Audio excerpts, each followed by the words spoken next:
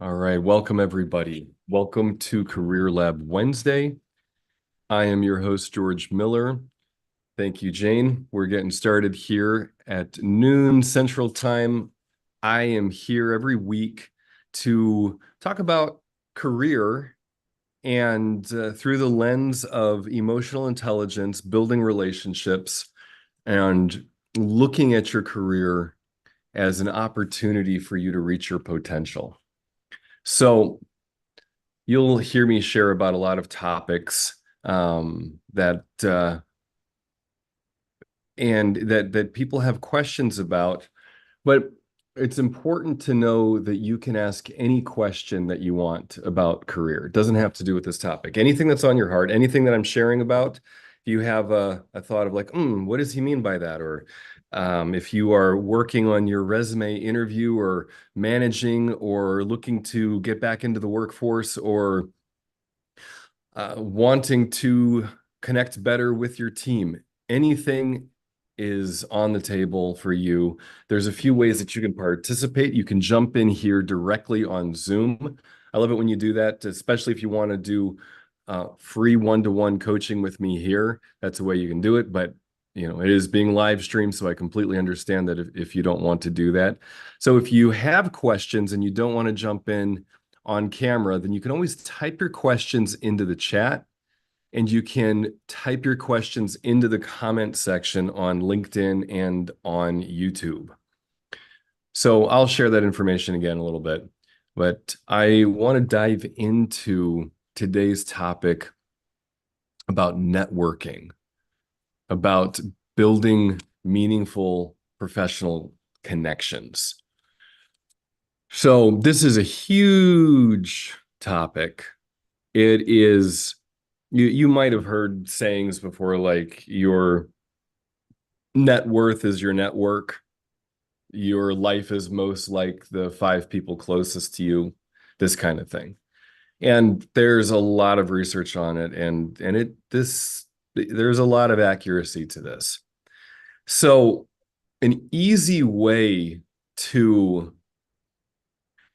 continuously be developing relationships is to reach out and connect with people, whether you're doing that through social media, here on LinkedIn, through text messages, through all kinds of communication, and just lots of little touches just to get yourself going and thinking about this. So I remember a time when I was like, well, I'm not going to get on social media because I just don't do that kind of thing.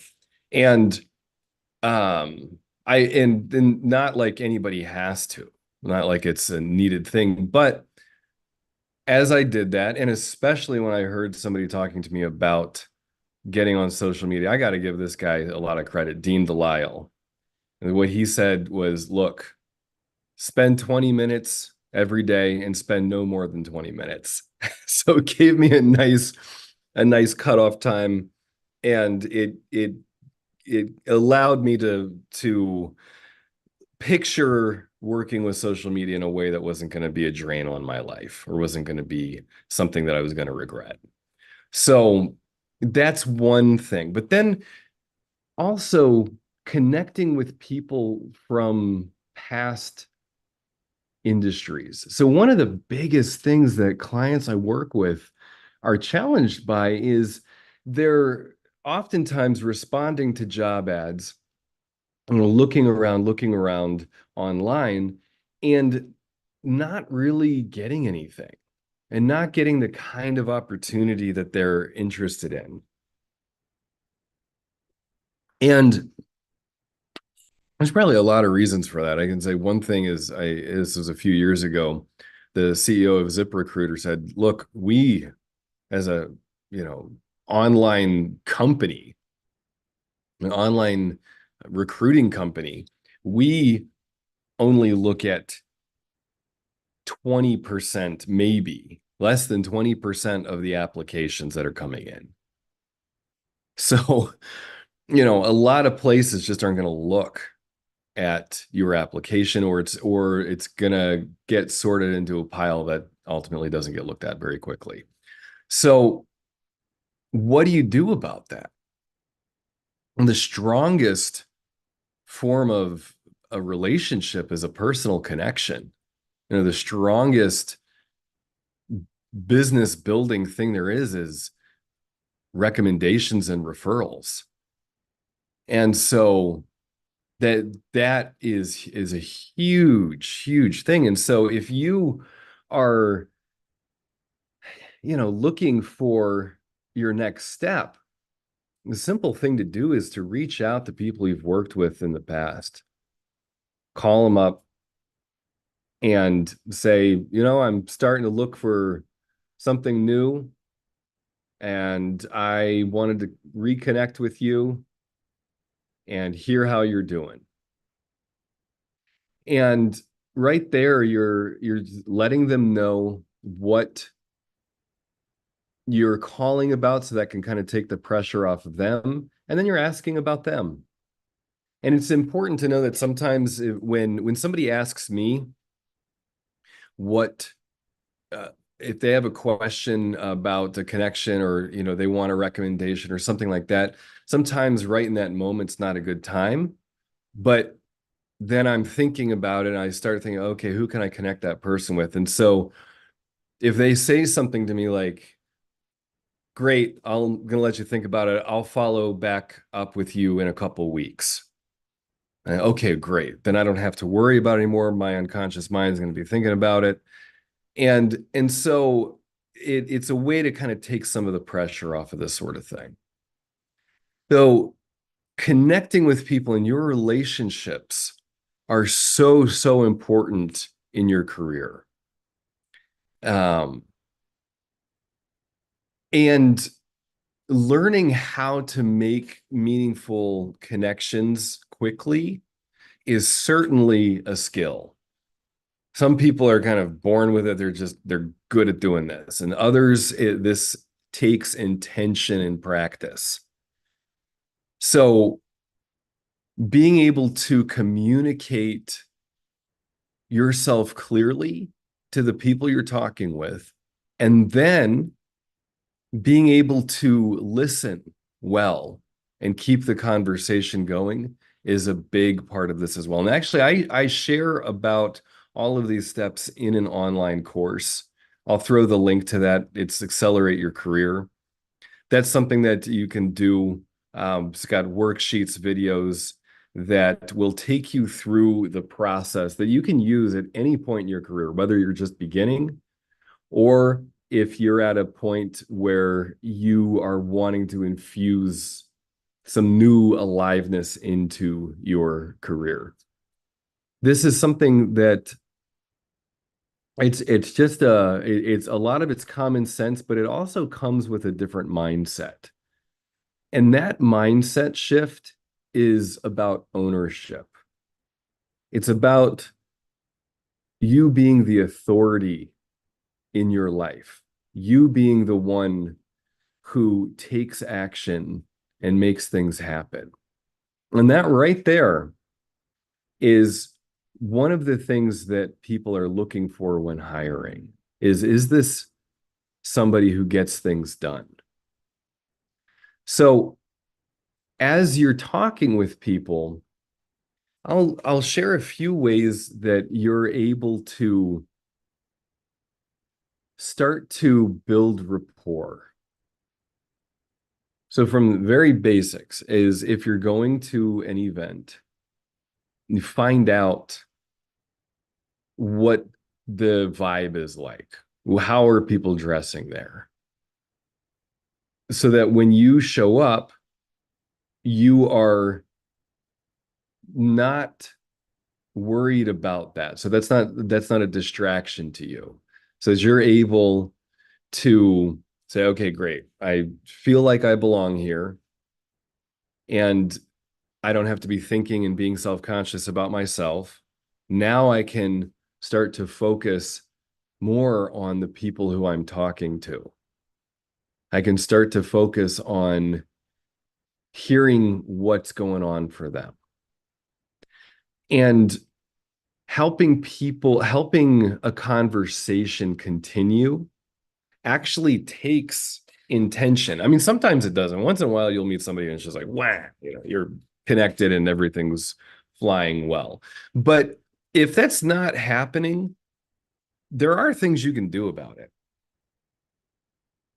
There are ways that you can inject curiosity into the conversation. And they're way simpler than you might think. And one of them is just saying, "Tell me about yourself." And that's kind of funny because so many people hate answering that question in interviews. So let's start with one that's a little softer. Or what brought you here tonight? Oh, you know, tell me about how you got here tonight. What are you up to tonight? What, that sort of thing. What are you hoping to get here? And they can start telling you things. And then if there's kind of a lull, you can say, "Oh, say more." And all you're doing is just inviting somebody to be talking. And you'll be amazed at um, how much people will share with you. And if we're going to break this down now, because I realize I might have jumped ahead here. So the whole basis of emotional intelligence is that it starts with you. As you become more aware of yourself emotionally, you are then better able to connect with others. So if I'm reaching out and to, my somebody in my network, reaching out to a connection that I have, I usually feel afraid. And if you don't feel afraid, if you are listening to this and you're like, "What do you mean, George? You feel afraid when you reach out to one of your friends or a connection, a colleague, whatever?" Well, part of the price of becoming increasingly aware, becoming increasingly in touch with myself, is that I'm aware that I'm feeling fear more. It's not that it wasn't there before, I was just numb to it. But now I'll feel that anxiety. But I've learned, and I'm continuing to learn how to use that anxiety as a guide in the conversation, as opposed to something to keep me from having that conversation. So if I'm talking with somebody and I notice that there's that awkward pause and whoa, okay, I feel that bit of anxiety. Okay, what am I going to do with that anxiety? Oh, and well, I'm wanting to know more. And then if I can watch and see, oh, I want to jump in and say something. I want to tell them, or I want to solve their problem, or I want to like do something like that. Then I can say, oh, wait. There's that scarcity, there's that fear, there's that anxiety that is kind of, you know, controlling me in a way that maybe I don't want it to. So I'm going to wait before I offer a suggestion or say something to try to, make it seem like I'm smart or worthwhile in the conversation. And I'm going to hold off on that. And instead, I might say, "Tell me more." So as you're networking, as you're reaching out to people, this is a really helpful thing to do, is to be able to catch where your anxieties are and see if you want to act on that in terms of giving a suggestion, or if you might act on that by asking another question. And around this kind of thing, asking open-ended questions, questions that don't have a yes or a no, response, that's the real game. Because if I ask somebody a closed-ended question, I'm inviting them to stop the conversation. I mean, if I want to stop the conversation, then maybe I'll do that. But if not, if I want to keep the conversation moving, then I'm asking open-ended questions. Things like, say more, tell me about that. What do you mean? What's that like for you? This kind of thing. And that way, people are beginning to feel heard and seen. And that's a very valuable thing. It's something we all want. And it's also a way to help people think. And then, as you're doing that, as you're asking more questions, then you might start to get more of a sense of this person. You might start thinking about people in your network that you might want to connect them to. And you might say that. You might say, I think as you're sharing about that, I think there's somebody that you might be interested in meeting. And that can lead to some cool things. So we are coming up on 20 minutes in here. So I'm going to say again, for everybody who's joining in on LinkedIn, everybody on YouTube, I invite you to ask any question career related. You don't have to stay on topic.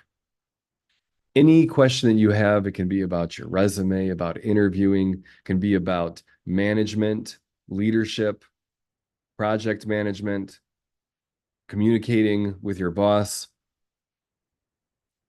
Any question career related is on the table, or purpose. But it was just, I don't really like my job. And I'm concerned about that because I've had several, and I just it's never been something that I'm looking forward to. Anything like that, anything career related is on the table. So there's a few ways you can do that. You can type your questions into the comment section, or you can jump in here on Zoom directly, and I'm happy to work with you here as well. So as we're going here, there's a few tools that I have. Now, I shared the career course earlier, Accelerate Your Career. That's, again, there's a lot of just common sense things laid out that you can go through in the worksheets, but then there's also a mindset shift involved. The mindset where you are the one who's interviewing the interviewer, or where you are really owning the networking events, or you are really owning the process of you getting a job. So there's this level of ownership. And that's available. And then I also have a personality assessment that you can take. What I like about this personality assessment is that it's quick and it's easy to apply. It's still in depth enough that it's accurate and you'll get the sense of that. But it doesn't take a lot of time, and it doesn't take you to your head too much. So a lot of the personality profiles out there, that one of the things that can be kind of distracting especially in networking, is you can just end up talking about what personality type you are, but it's not necessarily helping you connect more. It's like, I kind of watch this thing where people share about their personality types, and then they can say, okay, and there's that personality type, and they just kind of put them into these boxes that I don't think it facilitates the depth of relationship that I want to see. This one, I like it for that fact, is that it's it's quick, easy, and I think it helps people make deeper connections. So take a look at that. There's a video and a workbook, not a workbook, sorry, an assessment with it. And then if you've got questions about updating your LinkedIn profile, your resume, um, leadership questions, emotional intelligence questions, there are available videos on my YouTube page. I welcome you to subscribe to my YouTube channel and check that stuff out. That's always getting updated. So take a look at that as well. Okay, so I'm going to go back to our topic today, and I've been sharing some kind of moment by moment strategies, but let me go a little bigger here and talk some about, as people, I will say it that like the majority of clients I have worked with in the past 10 years do not use their network the way that they could. Do not use reaching out to people and asking for help and asking for input and asking for recommendations. It's just most people don't do that to the level they could. Some people, there's once in a while I'll get somebody who's had several sales positions or something like that, and has really kind of developed that ability and knows the importance of continually reaching out and keeping relationships warm. But that's a rare thing. And so I'm kind of assuming that most people listening in may need to be getting back on the discipline of reaching out to people and reestablishing your network. And so a few ways to think of this is that most people at the end of their lives, when a common deathbed regret is that they didn't share what was really on their heart with those that mattered to them, or that they didn't spend more time with the people important to them. That's a real common thing. And it's not just the time thing, but it's the connection that they didn't really have the sense of mattering and connecting with others, that there was grudges that didn't get cleared up, this kind of thing. That's a very common thing. And so if you look at it this way, when you're reaching out, when you're talking with people, you're helping those regrets not happen for yourself as well as for others. And most people I know kind of feel bad about not connecting with people. When usually if I call somebody and who I haven't talked to in years and I say, "Oh, I'm sorry I haven't called you," they're like, "Oh no, I'm sorry I didn't reach out." Right there. Like it's not as big of a deal as I kind of make it up in my mind to be. So I'm just assuming that that's, a fair amount of people listening to this will probably relate to that. And as you establish your connections more, people will want to share things with you. People want to share industry updates. Something happens, they're going to want to let you know. If I'm thinking of somebody who I'm working with right now. They weren't even looking to work at a company. They've got their own business. But a friend of theirs sent them job posting and said, "This is you. This is like you are the absolute perfect fit for this." And sure enough, they are. And that kind of thing is way more likely the way that you're going to get the positions that you want, get the job that you want.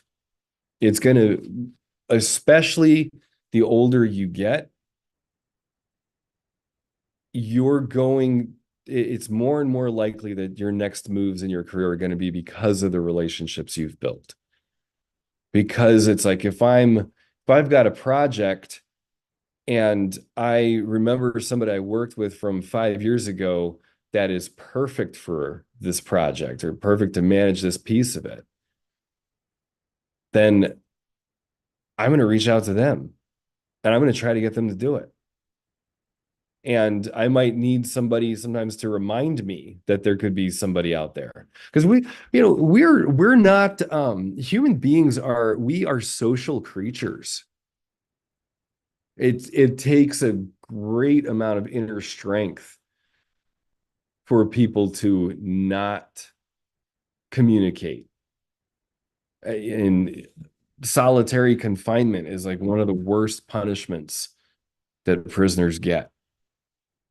So, I mean, it can be done. I mean, are monks that do this, and it can be a beautiful thing. And I spend purposeful time alone as well, but I need people. Everybody does. We're social creatures, and our brains just don't think as well when we're alone.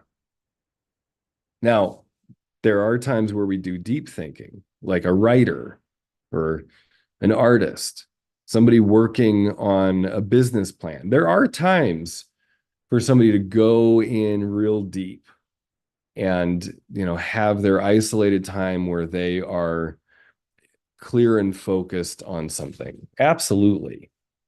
And yet, it takes relationships to get any of this stuff done. It takes the connections to do this. I think about like Tesla. Like, is what such a sad story there in terms of somebody who's a genius and created all kinds of cool things and sucked at communicating and was not able to make probably the kind of impact that they could have made if they had more allies, more people connecting with them. And so consider for yourself that as you're looking to advance in your career, to be reaching out more to people, getting input from others, and that will very likely help you think more creatively in the long run. So we're coming up on half hour here, and I'm not seeing any questions coming in. Oh, here we go. I just got a question. So great. So reminder for everybody viewing in, you can type your questions into the comment section and I'll do my best to get to them. How do you handle difficult or unexpected questions with confidence and poise? Ooh, that's a very good question. Thank you. So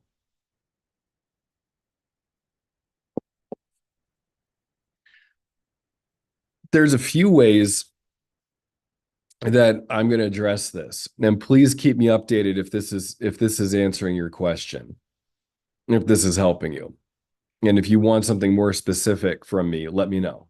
And you're welcome to jump in here and talk with me as well. But to how to handle difficult or unexpected questions with confidence and poise, I see immediately, I think, of two ways. One is first, go in anticipating what difficult questions are going to be asked. So a kind of standard one is if you're going into an interview, prepare, look up interview questions. What are most questions that are asked? Think about which question you least want to be asked. As I shared before, common one that people hate answering is tell me about yourself. So prepare, get ready for the questions that somebody can be asking you. Now, if somebody asks you a question that you haven't prepared for, the best thing to do may be to say, whoa, that's a good question. I wasn't planning on that question. Just to be honest about it. And I think that the assumption or the desire of if my knee-jerk reaction to somebody's challenging question to me is I have to prove myself to them, that is often people's biggest failures in their interviews. Because think about it. If somebody is trying to impress you and you can tell that they're trying to impress you and that they're trying to act confident, do you feel confident in them? Does it work? It doesn't work for me. And I don't think it worked. I assume it doesn't work with most people who are interviewing. Most people interviewing, are kind of looking for that. They're going with their gut. Does this person know the job? Does this person get stuff done? And is this somebody I'd want to work with? And if somebody is like talking too much in an interview and trying to prove themselves and trying to show that they know the answer to something, I'll probably, because I'm fairly passive, I'll probably just say in my head, okay, well, let's just get this interview done and I'll move on to the next one. And if somebody's paying me to coach them in a mock interview session, then I'll tell you, I'll say, yeah, you lost me. I have written you off already. I started writing you off when you started going into this explanation about whatever thing to try to convince me that you understood. And so oftentimes, if somebody asks a difficult or unexpected question, the best thing you can do is say, good question. I'm going to get back to you on that. Something like that, or good question. I'm going to think about that for a moment. Good question. And then respond. Give yourself the time to respond. I had a client who his primary thing he wanted to conquer was freezing. So he would freeze sometimes in meetings and high stake interviews, like literally would blank out and like not know what to say, which is, I mean, that's kind of terrifying. Like it's embarrassing. And so what he learned to do was to give himself the time. And he was smarter than most people. I mean, he was probably smarter than most people who were interviewing. So it wasn't a question of that, but it was his obsession with having the right answer and having to look smart that was getting in the way. And as soon as he allowed himself to not know the answer, as soon as he allowed himself the time to say, good question. I'm going to get back to you on that. Let me think about that. As soon as he gave himself that space, well, then his brilliant brain put things together. But if you're putting so much pressure on yourself to come across as confident and knowledgeable, that can be the biggest thing that gets you in your way. If you want to do a deep dive on this, look up C.M. Belloc's work. She wrote Choke and How the Body Knows Its Mind. So yeah, studying athletes who were all set to win and they would choke. It's so painful. And so there's a lot to this. There's a lot behind this. And if you have examples of that, I love that question. Please let me know if I'm answering your question about oh great. I'm getting more here. Because I'll keep digging into this one. So the your relationship with yourself, again, the whole context that I run everything through in Career Lab Wednesday is emotional and social intelligence. So how well are you in touch with yourself, your feelings? How much grace can you give yourself such that you're able to be effective with your feelings in relationship to other people and their feelings? So let's look at this next thing coming in here. Love the idea of public speaking and engaging with my audience through the deep meaning in my words, but I just think my delivery is what messes me up in the process of public speaking. I get all confident to get in front of an audience, but when I start talking, I just stutter a lot, which brings my confidence down while speaking and makes me confuse people. Yeah. Makes me confused and confuses people on what I'm trying to illustrate. Totally. Okay. So what you want to do here, um, D, I'll keep you anonymous. So D, what you want to do here is first look at the emotional intelligence. First, look at your emotional intelligence. What you say you love the idea of public speaking and engaging with your audience. What do you love about it? What's important to you about that? And that's going to be different. And for every person. So on some level, it's going to have something to do with being seen and making an impact, making a difference.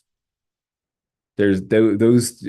My guess is that you have a deep yearning to be seen as well as a deep yearning to make a difference.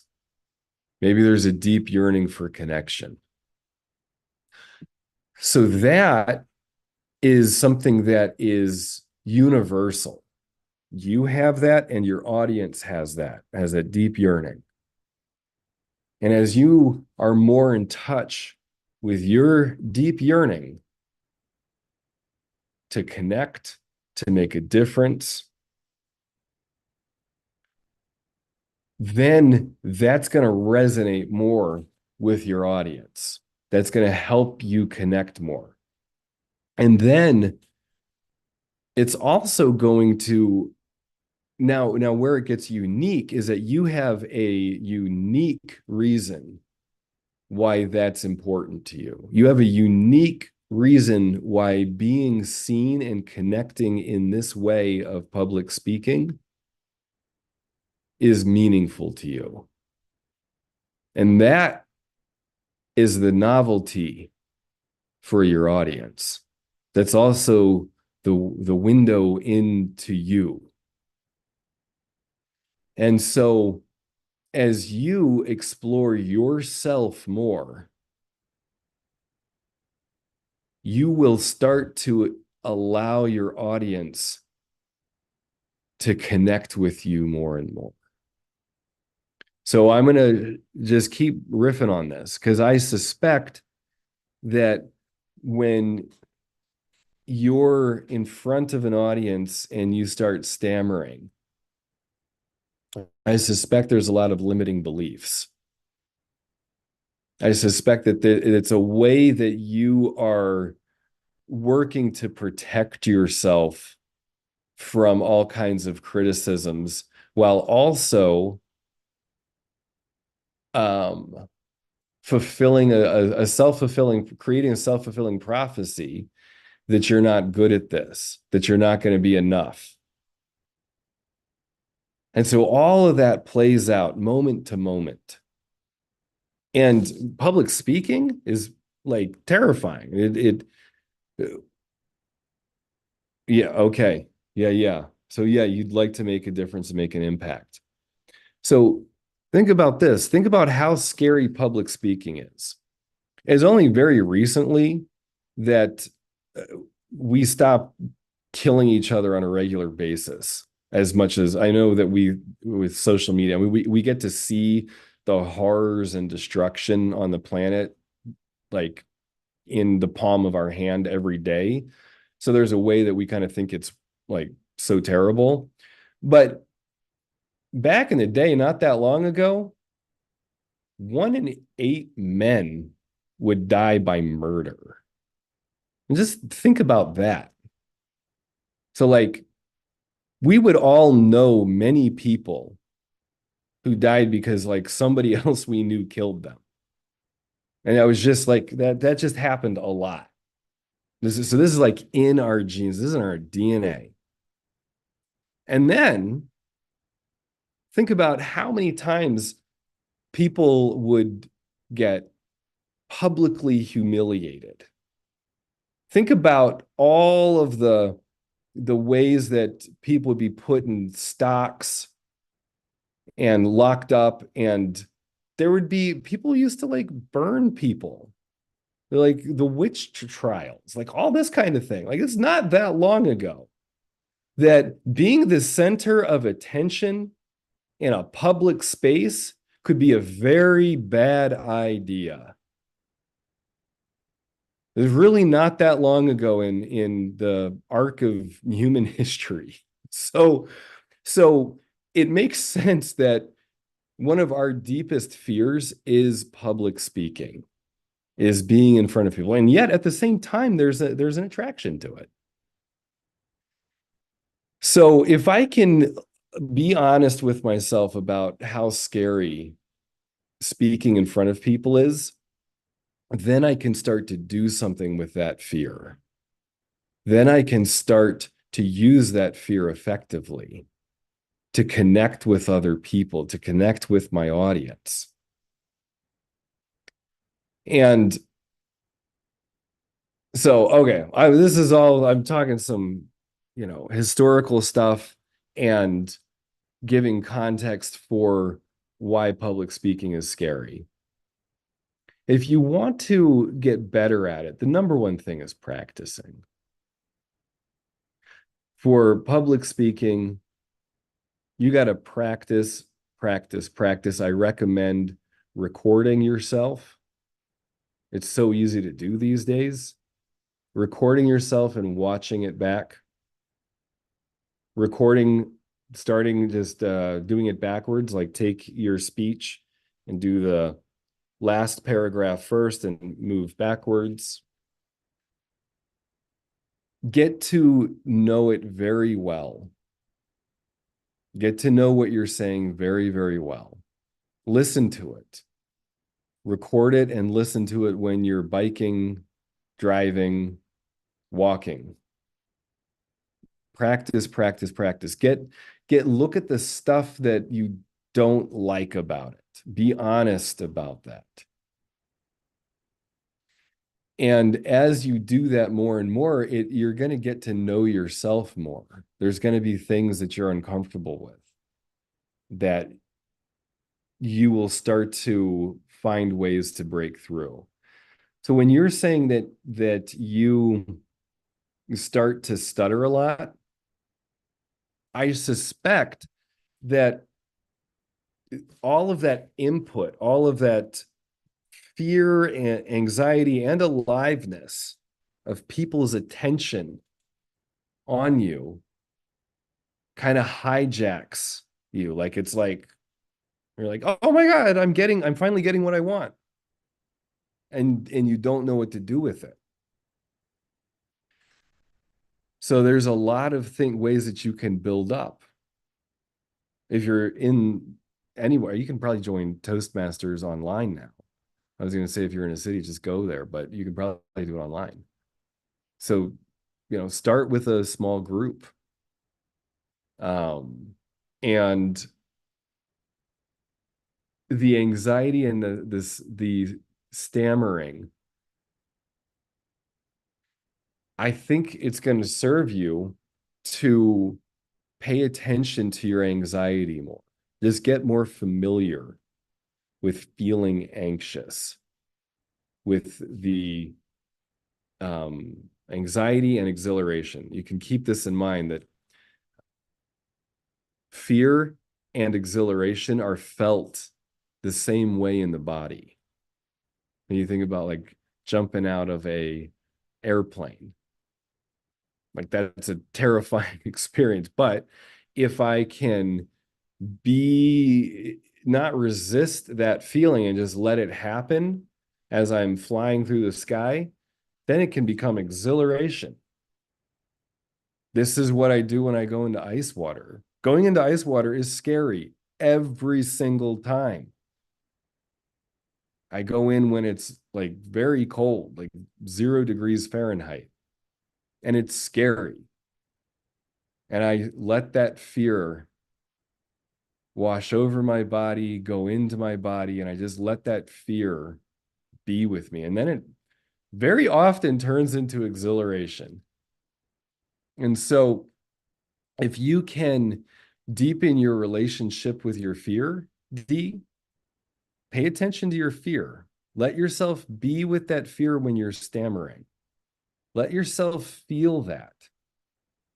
As you let yourself feel that, I suspect you'll be able to transmute it to exhilaration, aliveness, energy, and that will be captivating for your audience.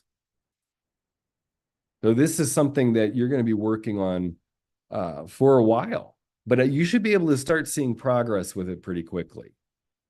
But it will take, I remember speaking one of my first speaking events. It felt like my heart was like out of my chest. I was like, is this seriously this scary? The answer was yes. It was. I was terrified. And it felt like my heart was jumping out of my chest. And I was like, God, if I could just get my heart to stay in my body, this whole thing would be okay. I think I kind of said that to myself, helped me soothe myself a little bit. Another nice trick with public speaking is and if you're doing this on a computer, then it's real easy. You can get a picture of a loved one or a grandparent or somebody that you feel supported by and put it behind the camera on your computer so that when you're noticing that exhilaration or that fear, you can look to them and just see them beaming at you and remembering that you're loved. And if you're doing a public speaking event where there's a huge crowd, if you can identify, then this is like when I'm speaking, if I don't know anybody where I'm going, I will talk with people beforehand.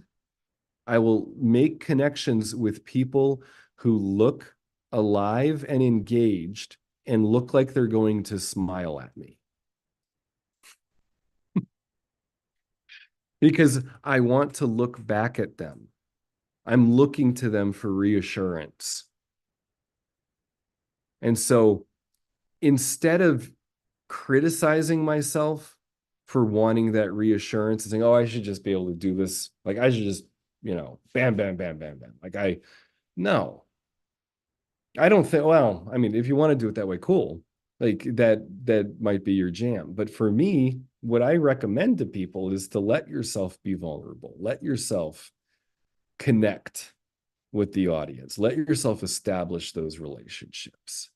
Let yourself need the audience. Let yourself need people's engagement with you. Because that is a wonderful thing. People will get that in the audience. There are usually some people who will also take advantage of it for, whatever their screwed up reasons are. So it's, something to be on guard for as well. But anyway, this is D, you got me going on a whole thing here, so I really appreciate it. And oh my gosh, we're almost at time. Yeah, so good, good. I'm glad that that's helping. D, what I if you I'm thinking of which video on my YouTube channel is probably going to help you the most with this, just for some educational stuff.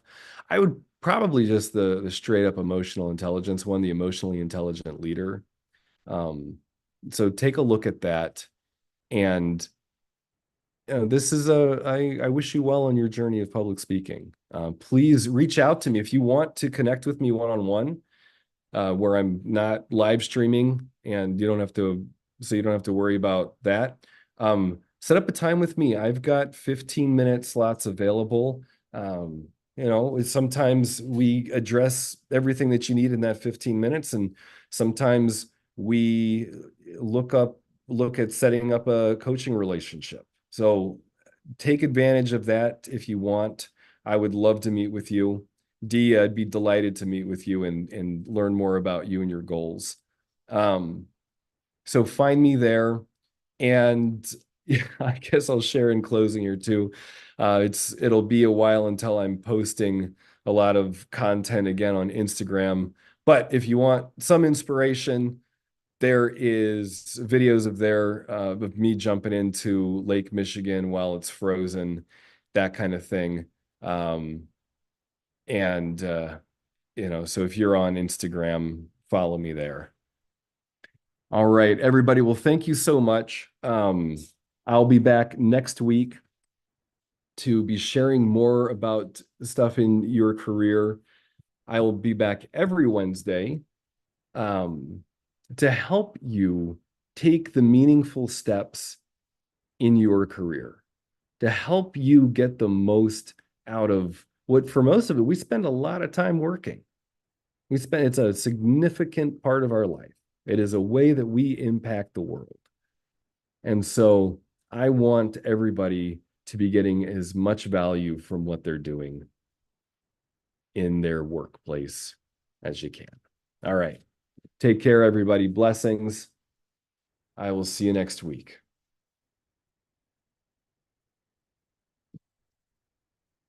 You bet.